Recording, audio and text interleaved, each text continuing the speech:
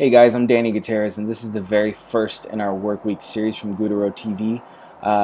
Really excited to dive in here and show you guys a little bit under the hood what we have going on here with this Ableton live session. So, quick background: I play keys, main keys, and I serve as music director at a Dream City Church in Phoenix, Arizona. We run stems, clicks, loops, all that jazz while we during our worship sets, and we use Ableton Live to power that. So yeah, that's what's going on there. This is the exact Ableton Live session that we used from this last weekend, and I want to kind of pick it apart quickly and show you guys how I had it set up. So obviously you can see it's dated April 30th dash May 1st. We have a Saturday service, so April 30th was Saturday, May 1st was Sunday. Anyway, self-explanatory. So quickly I'll show you the way I have this all routed here. So I have click, stems, mains. These are my three buses. I send everything into here. Basically the setup that I run is it's more or less a beefed up version of running a Y cable out of your laptop, which if you're not familiar with that, you would have a left and a right, pan the click all the way left, pan the stems all the way right, and that's all you have. I still run it out of an interface. I do that just to have some flexibility, and also that way I can run VSTs. That's kind of the big thing. So Giant and Alicia are coming out of contact. Motif is an actual motif. The pad is Omnisphere. OBXD is a really cool VST I'm going to talk about in another video. So that's the lightning version of what I have here. I'll break all that down, I promise, a little bit more in the future, and also show you some better ways. I'll say better because this isn't like my favorite way to set things up, but it works for what we're doing right now. So we'll dive into that in another video. What I'm showing you now is what we did this last Sunday. So you can't go back and change the past. That's what I'm showing you here is the past. So it is already here. We can already pass is what we did. So real quick tip: Command K pulls up this. I don't remember what it's called. Well, I do remember what it's called. You could assign a hotkey to your keyboard on your laptop, or whatever kind of computer you're using. I use a Mac, so it's Command K. I imagine it's Control K or something silly on a PC, because PCs are silly. I'm just kidding. That's dumb. Command K. Anyways, so you can assign. So basically, if I tap that that locator for verse, and I were to hit, say, the letter H. Anytime I hit the letter H, it's going to take me to the verse. Right now I play the keyboard sound because I had that on. Letter K, we're playing, and it would take me there. So, oh, I did H. Why didn't you guys tell me? Okay, so it's playing. Letter H takes me to that section. All right, that was like a 3-second point that took 30 seconds. So, anyways. I say all that to say each song I have assigned a number based on what order it is in that set. So 1 is the first song, 2 is the second song, 3 is the third song. You can't see my fingers when I'm pushing 1, 2, 3 to kind of cycle through those. So 1 is the first song. I'll break that down for you, what I have running here. So the first 2 songs are actually original songs. They're going to come out pretty soon here on an upcoming release from our worship leader, Adam Ranney. Adam Ranney is the worship leader at Dream City in Phoenix. So these are 2 of his songs. Since they're not released, there aren't really any multi-tracks for them. So I have more or less what they use the night of the recording, as well as a few things I add myself.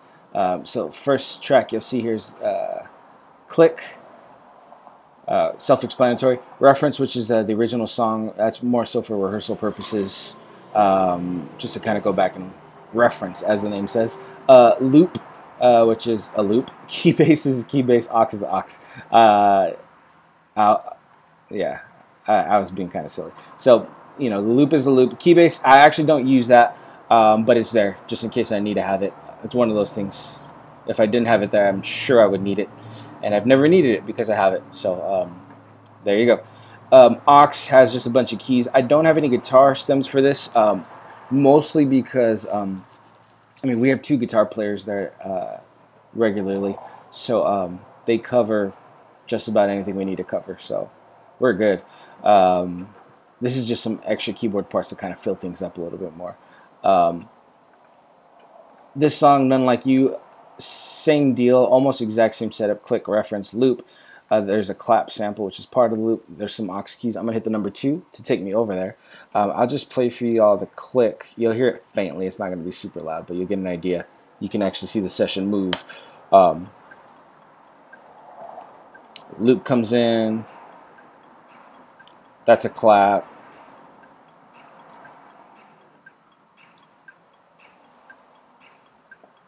All right, still listening.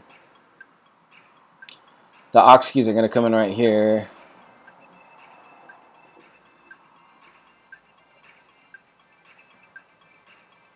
All right, so you get the idea. So that's playing in the background while we're going. Again, there's no guitars in that because we don't really need them, and so that's that. More and More.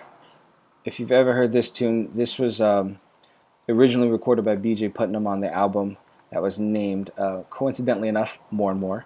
So the title track on that album was also recorded by Israel Houghton on, I think it's Jesus at the Center. Really good song. Really cool start to the song. It's very dramatic. Starts with the lead singing it. I know BJ does it this way. I'm pretty sure Israel's version is similar. I don't remember off the top of my head. But anyways, we based our arrangement off of BJ's version, where he starts by himself, a cappella. So there's a few interesting ways to handle that in terms of writing stems with a song that starts not with a click. Reason being, so let's take the first song. The click's going to start 2, 1, 2, 3. Everybody comes in.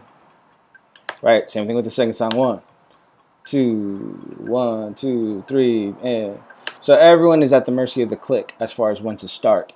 For More and More, everyone is at the mercy of a human being when to start. So how do we then sync this computer system up with the human being? So there's a few interesting ways to do that. I'm going to cover that in another video. I feel like I'm teasing y'all but I'm just trying to do a quick overview here. I'll dig a little more in depth, I promise, with More and More specifically, but it's also any other song where you actually start with a person rather than the the click track starting everybody off. So I'll show you what I have right in here. Since this song has been released, there are multi-tracks available. I believe at multitracks.com. Don't quote me on that, but I'm fairly certain they're available for purchase there. So there's a click, loop, percussions, which is cool to have. Drums, bass, I don't use them, but it's good to have them.